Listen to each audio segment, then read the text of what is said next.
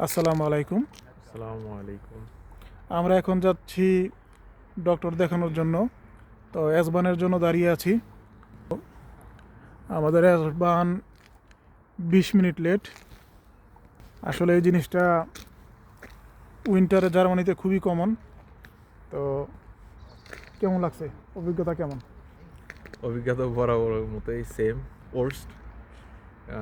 এমনি তো বিশেষ করে আমাদের যে প্রদেশ আছে এনএআরভে, নর্থ রাইন ওয়েস্ট ফালেন বলে জার্মানিতে। তো এই প্রভিন্সে আসলে বাস কানেকশন বলেন, ট্রাম, তারপর ট্রেন, সব কিছুই লেট করে। কিন্তু বিশেষ করে যদি আপনি উইন্টার সিজনের কথা যদি আমরা উল্লেখ করি, তাহলে উইন্টার সিজনে অত্যন্ত লেট করে। বিশেষ করে আমি যদি এক্সাম্পল দিই, অনেক সময় 20 মিনিট লেট করে। আবার অনেক সময় আছে যে ট্রেন একদম বরাবর কানেকশন যেটা যেটা আমরা ধরে নিয়েছি আসবে, ওই কানেকশন অনেক সময় ক্যান্সেল হয়ে যায়, যার কারণে আমাদের অনেক ভোগান্তিতে শিকার হইতে হয়। তারপর হচ্ছে অনেক সময় প্ল্যাটফর্ম চেঞ্জ হয়ে যায়, বিশেষ করে 2 মিনিট আগে। তো তো এরকম অনেক প্রবলেমের শিকার হতে হয়, বিশেষ করে উইন্টারে। আর হচ্ছে কি স্পেশালি আমরা যদি স্নোফলের কথা বলি, স্নোফলের সময় অনেক সময় কানেকশানে পাওয়া যায় না, স্পেশালি রাতের দিকে।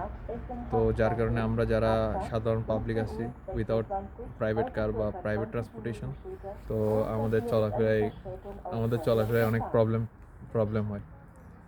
তো এখনও তো আমরা ব্যাপারটা হচ্ছে আসলে দেশ হোক বিদেশ হোক, সব জায়গায় ডিফারেন্ট ডিফারেন্ট টাইপের স্ট্রাগল আছে। স্ট্রাগল ছাড়া কোথাও আসলে চলার সুযোগ নাই। এখানে আপনারা যারা মনে করেন যে মানে জার্মানিতে সব কিছু পারফেক্ট এবং হচ্ছে সব কিছুই স্মুথ, ওইরকম না। অনেক কিছুই বাংলাদেশ থেকে ভালো, এটা অবশ্যই বলতে হবে। কিন্তু হচ্ছে কি অনেক কিছু আছে অত্যন্ত ডিফিকাল্ট, যা আমাদেরকে অ্যাডাপ্ট করতে হবে। দিন শেষে হচ্ছে কি আমরা যদি অ্যাডাপ্টেবল হয়, আমরা সব কিছু মানায় নিই, তাহলে হচ্ছে কি আমাদের জন্য দিন শেষে সব কিছু ইজি হবে আর কি। যাই হোক, ইনশাল্লাহ তো 20 এখন মিনিট আমরা লেট করে ট্রেন চলে আসবে আশা করি।